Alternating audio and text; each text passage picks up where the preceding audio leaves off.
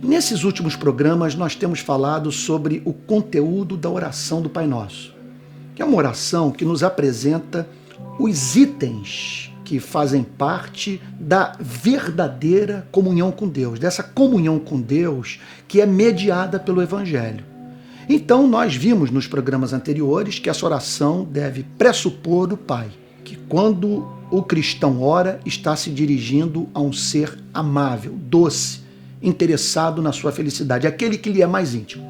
Por causa disso, o cristão começa a sua súplica por apresentar a Deus o seu desejo de ver o nome desse Pai santificado.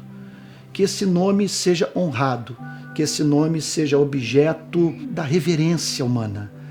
Sabe que ao pronunciar esse nome, os homens e as mulheres experimentem encanto no coração. Em seguida, o Senhor Jesus declara: venha o teu reino. Ele está dizendo que esse deve ser um outro elemento presente na oração cristã. O que significa venha o teu reino? O reino de Deus é o governo de Deus sobre o universo.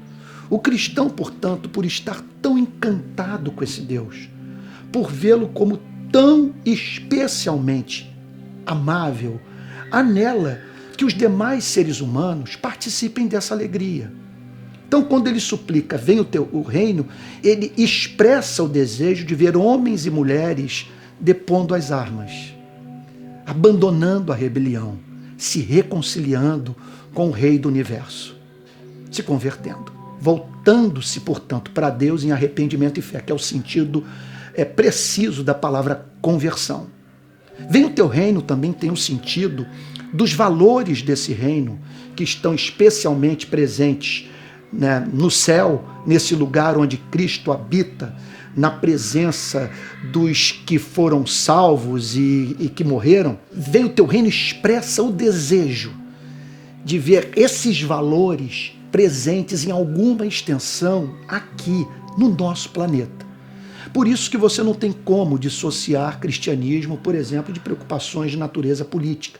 Cristianismo, por exemplo, da causa dos direitos humanos, da justiça social, porque o cristão tem como referência o céu, essa sociedade santa, essa sociedade onde reina o amor, onde não há inveja, essa sociedade onde não vai precisar, sabe, da presença de policiais, de advogados, daquilo que a gente chama de sistema de justiça criminal. Você não vai ter presídio ali, porque todos serão excelentes, amáveis, todos se relacionarão uns com os outros como irmãos, na presença do Pai.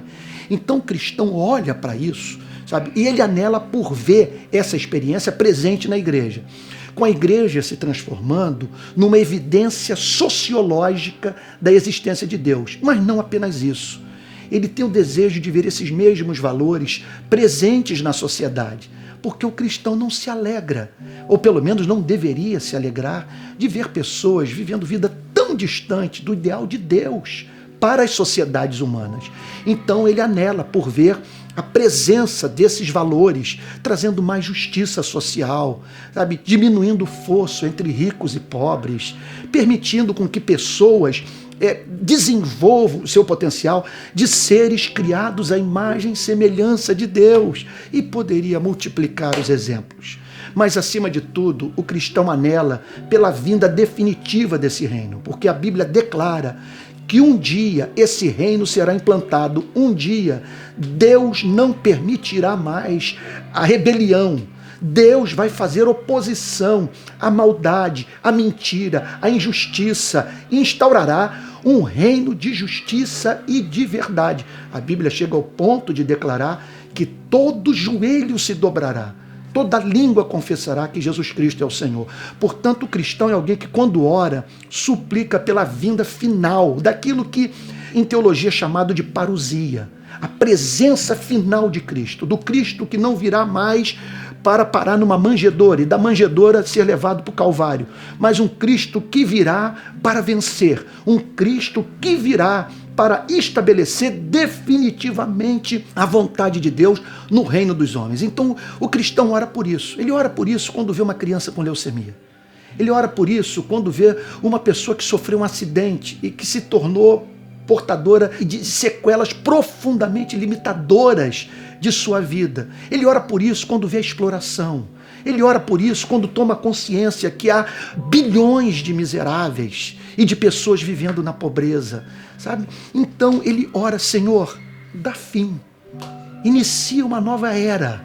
Senhor, venha o teu reino. Esse é um elemento central da oração cristã, porque essa oração não é egoísta.